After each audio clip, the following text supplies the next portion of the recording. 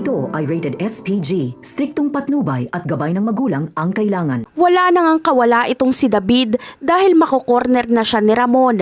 Hindi na mag-aaksaya pa ng oras si Ramon para tapusin ang lahat ng mga nagpapahirap kay Marites.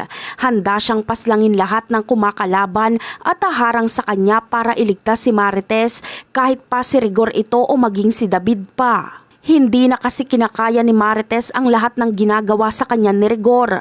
Pagkatapos nitong palayasin sila Tinding ay agad din namang ikukulong ni Rigor si Marites sa loob ng kwarto para hindi na talaga ito makalabas at makapag-isip pang tumakas na siya namang ikinagalit ni Santino, kaya maging si Santino ay nabugbog din ni Rigor at David. Kaya naman, sa pag-alis ni Rigor ay agad ngang tinawagan ni Marites si Ramon para humingi dito ng tulong. Ayon kay Marites ay hindi niya na daw umano kaya ang ginagawa sa kanya ni Rigor, kaya kung maaari ay sa lalong madaling panahon ay tulungan siya ni Ramon. Pakiusap ni Marites na salubungin na lang siya ni Ramon sa labas ng San Dimas at siya na mismo ang gagawa ng paraan para makalabas ng bahay nila, kaya dumaan siya sa bintana at sa bubungan ito dumaan.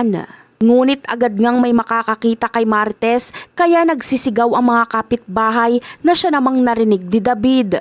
Mabuti na lang ay parating na si Ramon kaya matutulungan nito si Marites na makatakas.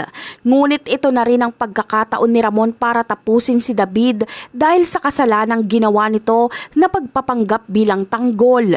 At yan ang aabangan natin sa susunod na episode. Bye!